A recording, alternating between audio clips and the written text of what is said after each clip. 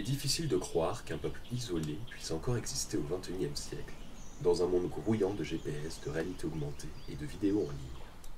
Cependant, quoique rares, quelques communautés parvinrent à se défendre contre l'intrusion du monde extérieur et maintiennent aujourd'hui encore un mode de vie qui leur est propre, en repoussant résolument tout ce que la modernité pourrait leur offrir. L'une des plus célèbres de ces communautés, et probablement la plus isolée, est la population de chasseurs-cueilleurs de l'île de North Sentinel, un territoire de 72 km² à l'ouest des îles Andaman. Cet archipel de 576 îles se trouve entre la mer d'Andaman et le golfe du Bengale. Les Andamanais ont depuis toujours la réputation de se montrer agressifs envers les étrangers.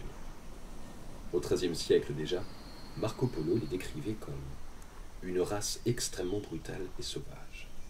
Pourtant, la plupart des terres composant cet archipel sont reliées depuis plusieurs siècles au monde moderne. Les Britanniques furent les premiers à coloniser ces îles à la fin du XVIIe siècle pour des raisons stratégiques. Puis ce furent les Japonais qui les occupèrent au cours de la Seconde Guerre mondiale. Les Jarawaks eux-mêmes, une autre peuplade isolée de l'archipel, commencèrent à s'intégrer au monde extérieur à la fin des années 90, suite à la construction d'une route, au point que nombre d'entre eux apprennent désormais l'hindi au lieu de leur langue indigène. Le peuple de North Sentinel, quant à lui, continue à lutter contre toute forme d'invasion.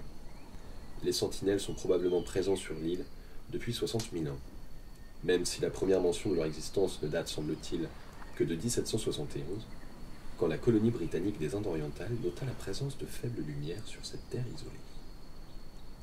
Les experts ayant eu accès à quelques brides de la langue des sentinelles la considèrent comme très différente de celle des îles environnantes, y compris de celle des Jarawaks, dont on pense pourtant que sont issus les sentinelles.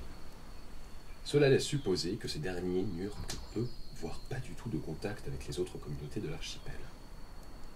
En outre, les sentinelles font montre d'une telle agressivité envers les étrangers que l'on ignore presque tout de leur mode de vie.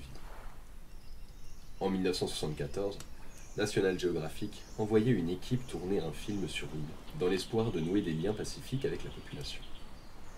Ces émissaires furent assaillis par une volée de flèches qui blessa le réalisateur à la cuisse.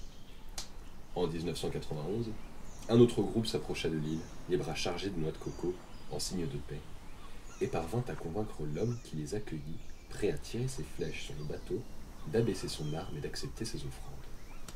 C'était la première fois que le monde extérieur entrait en contact avec un membre de cette communauté. Une tentative demeurée sans lendemain, puisque les sentinelles, depuis lors, campent à nouveau sur leur position. Aussi, l'île ne peut être étudiée qu'à distance respectable. L'imagerie aérienne montre une forêt touffue, preuve que cette population est adaptée à la vie dans la jungle, et qu'elle sait comment y demeurer cachée. Le recensement de la population indienne, qui a lieu tous les 10 ans, ne peut qu'émettre des hypothèses relatives au nombre d'habitants de l'île, en se fondant sur le nombre de têtes visibles sur les plages. On consigna 23 individus en 1991, 39 en 2001 et 15 seulement en 2011. Il est cependant impossible de savoir dans quelle mesure ces chiffres s'approchent de la réalité. Les sentinelles pourraient tout aussi bien être plusieurs centaines à vivre sur l'île. Ce dont on est sûr par contre, c'est que le tremblement de terre de 2004 eut de graves répercussions sur North Sentinel. Né au large de Sumatra, il se propagea dans tout l'océan Indien, générant des tsunamis aussi bien en Thaïlande et en Indonésie qu'en Inde, au Sri Lanka, en Malaisie et jusqu'en Somalie, causant la mort de 225 000 personnes. Les îles Andaman se trouvaient sur la trajectoire de la vague destructrice, à 850 km à peine de l'épicentre. L'île de North Sentinel se souleva alors de manière spectaculaire. Les images satellitaires de la NASA révèlent qu'un anneau de récifs coralliens dépasse désormais de signes d'un mouvement géologique d'envergure. Une fois le tsunami passé, l'armée de l'air indienne envoya un hélicoptère survoler la zone. Un seul sentinelle sortit de la forêt et se mit d'un air assuré à le viser de ses flèches. Malgré la catastrophe naturelle qui venait de les frapper, les sentinelles étaient manifestement toujours aussi peu désireux de nouer des liens avec le monde extérieur.